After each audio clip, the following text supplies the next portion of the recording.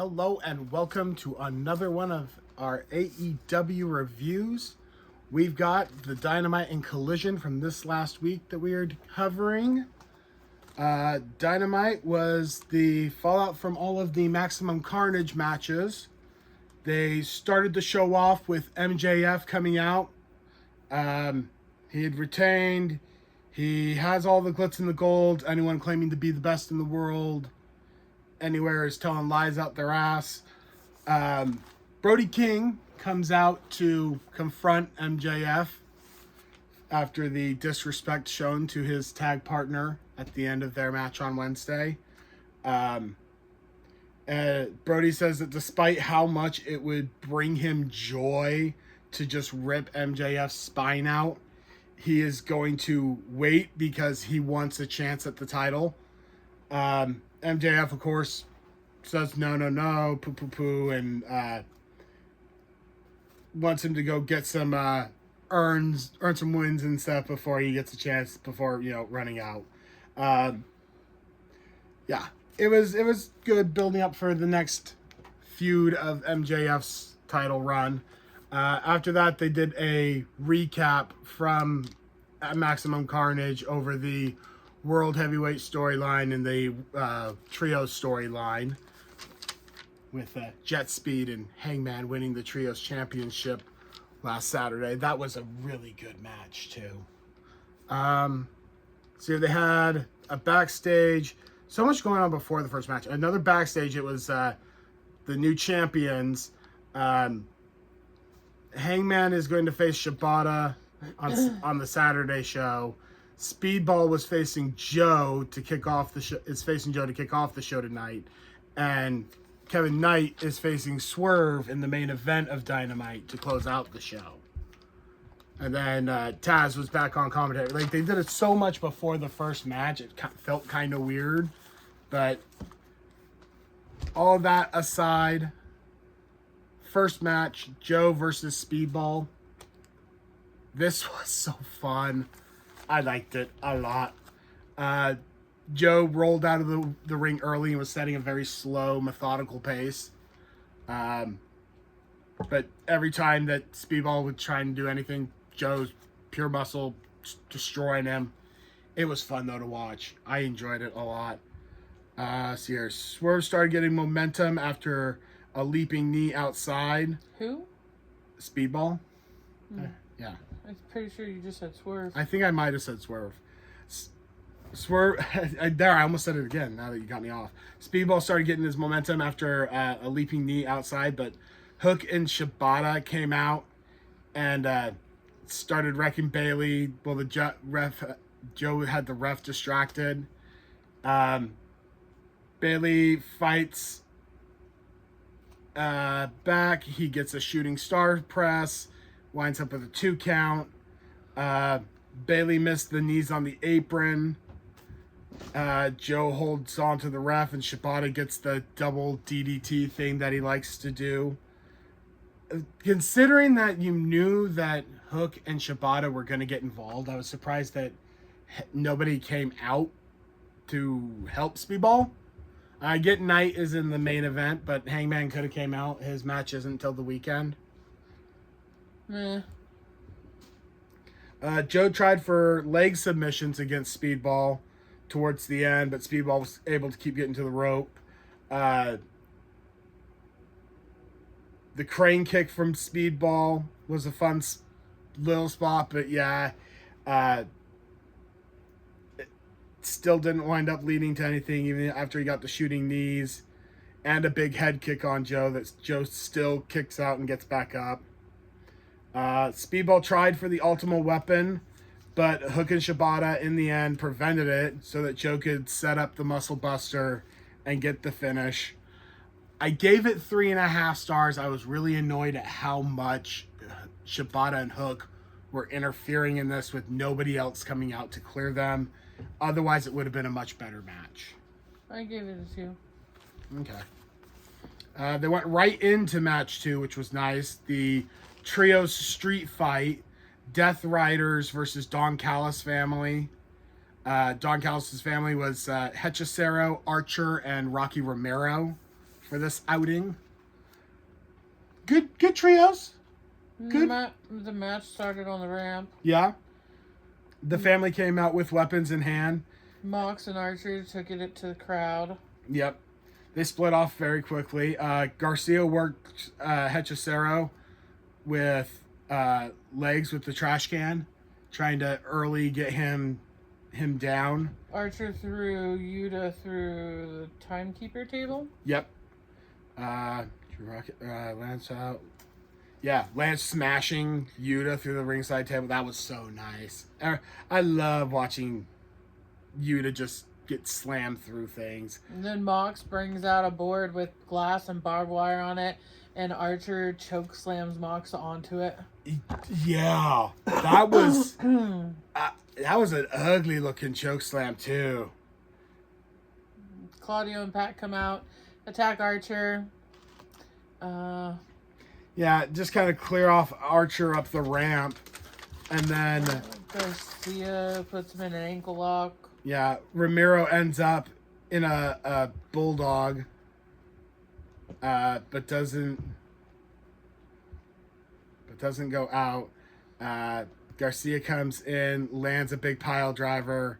They put Ramiro in a dragon tamer, and then Moxley stomps him in the head. Ramiro's out cold. I gave it a 3. It wasn't my favorite. It was good though, an enjoyable match at least. They had a promo then from Triangle of Madness. Tekla is giving 1 week to the champ before she makes up her mind in Austin.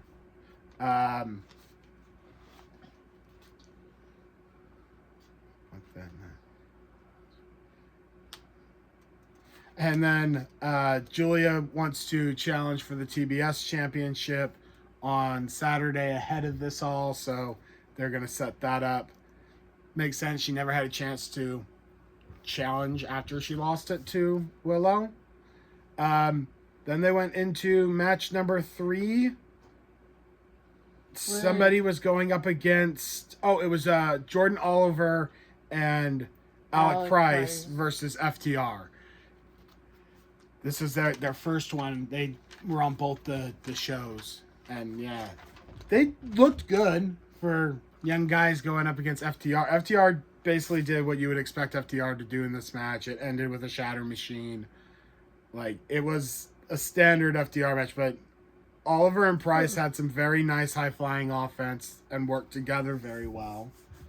I gave it a 3-star. I gave it a 1. Ooh. I thought it was at least enjoyable. No. That was more of a bathroom match for you. Backstage, they had the Cosmic Babes of Wrath, and they can't wait till the weekend and next week. They say it's on for all the matches. Match number 4, the Canadian Special, Kenny Omega versus Josh Alexander. This was a fun one. Josh jumped Omega on the ramp right at the start. And then Alexander goes to expose up the concrete, and then they take forever getting around to eventually getting a Snapdragon from Kenny to Alexander on the concrete. Like, considering how long and how much he opened up there, I was like, oh, they're going to have some fun. We're going to see a couple of good spots on this. And then it took forever, and eventually Kenny gets a Snapdragon on it, and they get back into the ring. Kenny throws punches, slams Josh into the announcer table. Don takes his headset off and runs away through the crowd because he's scared Kenny's going to get him. Josh grabs Kenny's leg by the ankle into an ankle lock, and then Kenny wins it with the winged angel. Yeah. I gave it a 2. It probably is a 3, but... I actually gave it a 4. Like, this was a really good match between Kenny and Alexander. And they're getting a better pace with each other now that they've had a few matches. I enjoyed it. Afterward, Don gives Don credit for I should not have written this the way I did. For starting when Kenny should have not been at his best, but basically he kind of gave Don credit for going after him when he wasn't at his best, but he's at his best now, and yeah. Let's see here. They had a Technique with Taz segment, which I like watching those. I missed when they were having them all the time. Focused on MJF's submission finish from last week's Dynamite. Match 5. Megan Bayne and Penelope Ford versus the Timeless Love Bombs. This was the match that we were supposed to get in the tag team tournament. And they finally ran it back and got us the match. And I really wasn't wanting this match. Bayne basically did the 2-on-1 thing for a while. Penelope got some offense in. The Love Bombs got a double hip attack. Yeah. Marina does Mother's Milk to Tony outside the ring while Penelope could pin Mina in the ring. Yeah. And the entire time was exactly what you kept on complaining about. Mina would get isolated, and as soon as Mina's isolated, that basically throws the match. Yeah. Tony's so focused on trying to get her back in and whatnot. I only gave that a 1.5. I gave it a 2.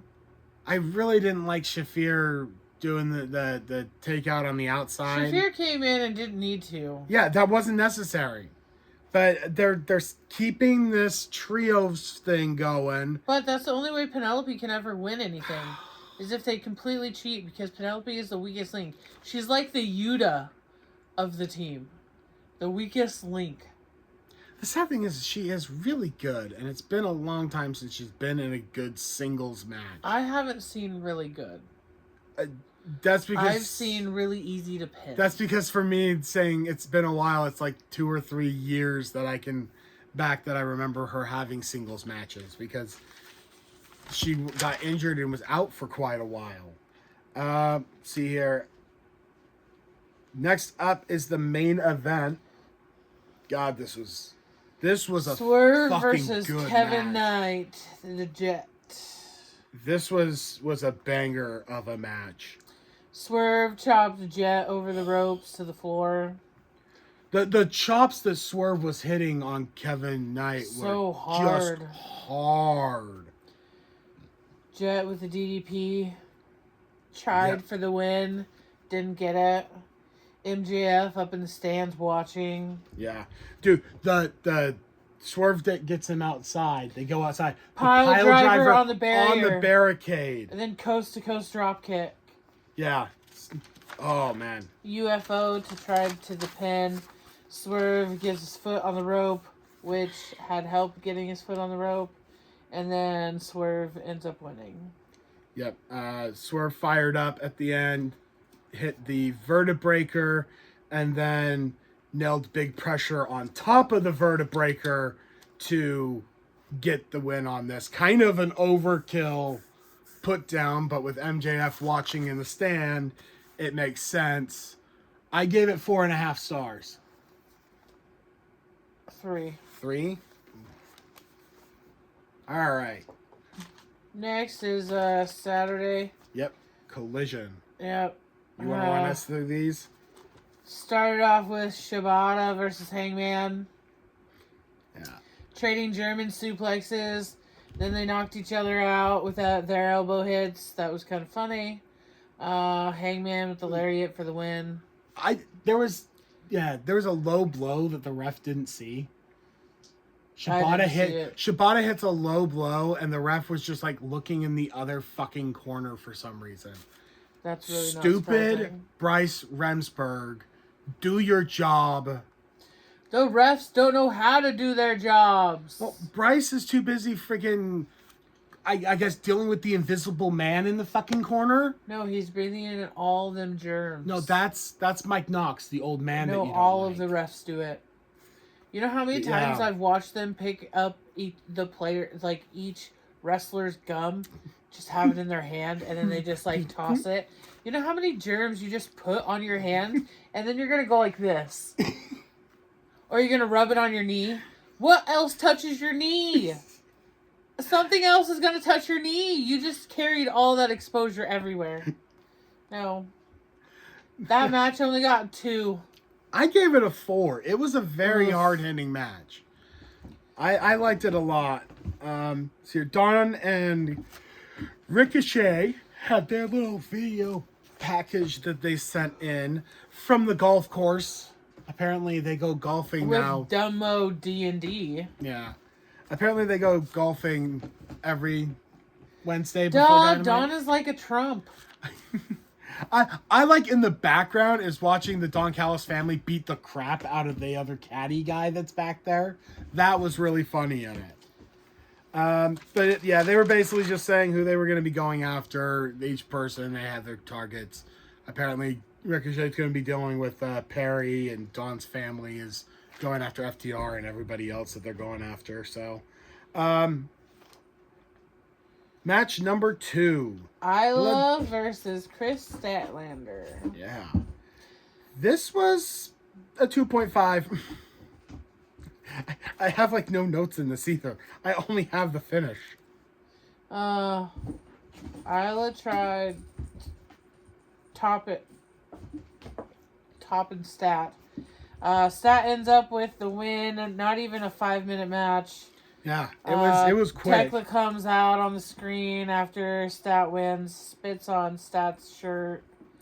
Tekla says, "Live young and prosper." Yeah, making fun of her Statlander's alien gimmick that she used to have. But you never use those words as anger. That's the whole point of the saying. See here, and then I gave that a 1. You give that, yeah. I really gave it a 1. I gave it a 2.5. I wanted to give it more because I was hoping to give it more because Look, I was like, it literally started as a 0.5. Maybe it'll be a good build-up match and she'll get some more. And then it was just so terrible. quick. I was like, okay. It was quick. Isla really didn't get to like show off any. Yeah. Chris just kind of like dominated her and was like ended it, but like I get their like give me matches, their build up matches, so obviously they're gonna win. But you could have at least let Isla like showboat. Like you let Julia something. just walk along the ropes while you hold her hand. Here, after that match, they had a Jungle Jack. They had a bit. He's going after Ricochet because of Ricochet taking out Luchasaurus, which I didn't realize Luchasaurus is out again as long as he is going to be. They fucked his shoulder. I'm just happy it's not his lungs. He got his breathing thing taken care of, or whatever it was that he had that took him out before. He needs to stay in healthy and stay in there, because God. Going into the next match? Yeah. Bang Bang Gang versus Proto Sheeta. Yes. And technically, Billy isn't a part of the Bang Bang Gang, but screw it, it's allowed. Also, anybody that watched it... Wait, go ahead. Austin and Billy Gunn, the father and son. Oh, so happy. If only Colton was healthy, we could have had a trios match. If you watched it or if you didn't watch it, you should go up and hit search and then look for Austin's uniform in this last... His tights. Yes, his tights. You could see his dick the entire time. And not like it was by accident. Like just he a nice was little like, oh, knuckle. It's there. It literally was just like a little button. Like, at least if you're gonna at least shove like a tube sock down in there, that would have been way more better than what you left. Billy should have handed him a cucumber. Something. Billy, oh my God, for a 50, 60-year-old man, Billy Gunn looks jacked. I am still kind of sad that I am weighing more than him currently, but dear God, that man. Oh, I was so happy. Austin started this match out and kept the pace with Kyle Fletcher very well. Dawn slapped Billy to distract them when they were outside. Wait, Dawn throws down his headset first, then chops Billy, pisses him off, and then runs like a little baby while Billy interrupts to catch a pin for the pin on Austin. Yep. And then Takeshita did the Raging Fire for the win after Kyle's knee went into Austin. That running knee in the corner before the Raging Fire. Oh. It hurt. So fast. I gave it a 4-star. I actually really enjoyed this. Like, it would be even better if you could somehow turn it into a trios and you get Colton back. That would have just made this that much better, because then you could have had 2.5. Oh! Austin's wardrobe is fucking distracting. It was just the confusion. He should have put a cucumber in there. God damn it. At least wear a cup. Like something. Something better than nothing. Especially when you wear that tight of tights and you're wearing bright ass pink. Like, if you were wearing a dark color, like maybe black or blue, wouldn't have been so noticeable. But no, you gotta wear these bright ass colors. Of course, that's the number one thing I could see the nice minute baby he walked pink out. and white. It's a great color combination. I love it. Not when you're trying to hide a little tiny dick. So here, Okada came out afterward just to kind of piss off Takeshita. They had a backstage then with the demand. Ricochet versus Perry is set up for when Okada they get had to come out because Takeshita did come out the week before. Yeah. They're just doing this one-upsman bullshit. Trying to one-up each other. Yeah. So here, more promos. The Grizzled Young Veterans are mad about losing to... He's got it. Yeah. The Grizzled Young Veterans are mad that Kingston and Ortiz cheated, and Ortiz and Kingston don't care. So whatever they want to do, they'll fight. That's what they want. Then we had match number 4. Alec Price and Jordan Oliver versus D&D. Yes, Davis and Doyle. And this was... They literally got their ass kicked so bad. Again, the same type of thing as so bad. It was a the match on Dynamite. I gave it a 3. This one, actually, they got more offense 1.5. Oh, wow. 1.5. I thought they got a little bit more offense in, and they really made Davis and Doyle. D&D literally picked them up and threw them head first into each other. When they got their high-flying offense off, it looked great, and it went right into a fucking brick wall, which made D&D look even fucking stronger. No. Oh, man. The dual power slams. Yeah. Gut wrench pile driver and the black hole slam for the win. Black hole slam or a boss man slam, something like that Doyle did. I was so distracted when I saw Davis do the gut wrench into a pile driver. I'm just like, oh, that's a nasty finishing move. Let's see here. Then we were driving around with Darby Allin. And Darby went back with Bam. I'm like totally in love. Those two are like my kryptonite. I would give anything to party with them. It's good to see that Bam is... He's so good. Looking healthy again. Recovery looks good on him. Yeah. He did take a rough slam in the half pipe. Yeah. It's kind of funny that he takes the slam and then Darby's just sitting there going, oh, come on. Match number 5, the TBS Championship. Julia Hart versus Willow. Oh, yeah. Oh, and back to the stupid rope walk. There goes Julia with the stupid rope walk. Not just on the rope, she also did it on the barricade. It's stupid either way. Yeah. Sky Blue comes out ringside. Harley comes out and attacks her, takes her out. Yep. Quickly gets rid of the secondary distraction person. Julia tries to pin Willow after Willow's distracted with what's going on with Harley. It didn't work. Willow ends up doing a suplex. Willow goes for walking around with Julia upside down. Yeah. Then power bombed for Willow taking the win. Yeah. Good 3-star match. I actually gave it a 3-star. Hey. First time we agreed in a while. Right? Yeah, that was a pretty good women's match. It gets a good win underneath Willow's title run too. Willow is really good at having good matches. It's always the other person. And you know, with Willow partnering with Harley, it's guaranteed to be a great show either time that they're on. Not too big of a fan of Julia Hart and Sky Blue. Yeah, Triangle of Madness is And I absolutely needing to hate get better Tekla. focus, I think. She weighs everything on her being so toxic, but I haven't seen enough wrestling moves in order to think that you're toxic. I need to see the really technical, mean, nasty type submission stuff in the ring. No, she just likes to Not lick a people. not a stupid spider evasion spear that doesn't look good because you're not evading anything with the spider evasion. If your spider evasion is just a taunt, then you're just spider taunt spear. Okay. Is there any in between that? Let's see. There was a backstage with the Rascals. They were playing rock, paper, scissors to decide who was going to face the crew. Oh, yeah. And I can't remember which one it was that finally lost, but that Marcus was the one that lost. I know it was he was being a whiny little bitch. I know it and they was were the like, one on stop the left. whining. I know it was the one on the left. Pretty sure it was Marcus. But yeah. And then we had the next match. Well, then they had Then we had Alex Windsor backstage talking to someone. I called that. And you called it immediately, and I called it too. She's going to be teaming up with Jamie Hayter to form another tag team to further Alex flesh out this division.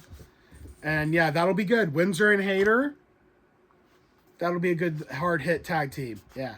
Match number 6. Magnus versus Andrade. I actually... The Pepto-Bismol man. You're lucky you didn't get a 0. You're at 0.5 for me. Wow. I gave it a 2 at least. No. Like, Magnus was kind of fun to watch. Andrade with his showboating and trying to give his number to Andrade with the slow strip. Obviously not. So completely fake. No. We got to give the story of the slow strip here, because he comes out wearing the shirt at the start of the match. You're the only one shirt that's paying attention. And to his stripping. pants. He's got the long pants. And he's facing off. Eventually, the crowd's chanting for him to take off the shirt. He takes off the shirt eventually, and they go to commercial break. And when they come back from commercial break, not only is his shirt gone, but his pants are gone too, because he had tearaway pants, and he ripped them off as well. So we come back from commercial break, and then Andrade's just wearing black tights. I'm like, whoa! He's really letting it all out for this crowd this time. I give it a 2. Andrade's looking 0.5. Nah. See, they had a backstage post-match. Andrade is after the world title, and Swerve is in his way. So he'll be targeting Swerve as his next person in order to get after MJF. And then we are on to the main event. The CMLL World Heavyweight Championship being defended on AEW television. The champion, Claudio Castagnoli, defended against Roderick Strong. Goddamn. I like this, but goddamn it, Roddy. Roddy's knee hit on the top of the barrier. Like, Claudio went after trying to take out Roderick's knees so quickly. And that was where he was going to go the entire time. Roddy tries to roll up for a pin. Doesn't get it. Roddy put Claudio into a stronghold. Boston Crab. Claudio spins Roddy around in a circle. That was with a single leg crab in the middle of the ring. The giant sling off of a fucking single leg crab. Then you got Orange that delivered a orange punch to Yuta outside the ring. Roddy with his 2 knees into Claudio for the neutralizer for the win. Yeah. I gave that a 3. I gave it a 4. I really enjoyed it. The single crab big swing was just, that hurt so bad to see. My knee was screaming watching it. This was a great match. I can understand why Roddy didn't win it. Like that title change is gonna happen in Mexico probably to somebody, to one of their wrestlers there, but man, that was a good match. It was impressive. And to have it be the CMLL World Title in the main event, that was fun. I enjoyed it a lot. But that covers everything from this last week. Yep. Thanks for watching. Like, subscribe, comment, do whatever you want. And we'll see you in our next video. Yeah. We'll be covering both this Dynamite and Collision in our next video. I like doing them this way. It seems to make it a little easier for us. So you guys have a good one. We'll see you in the next one.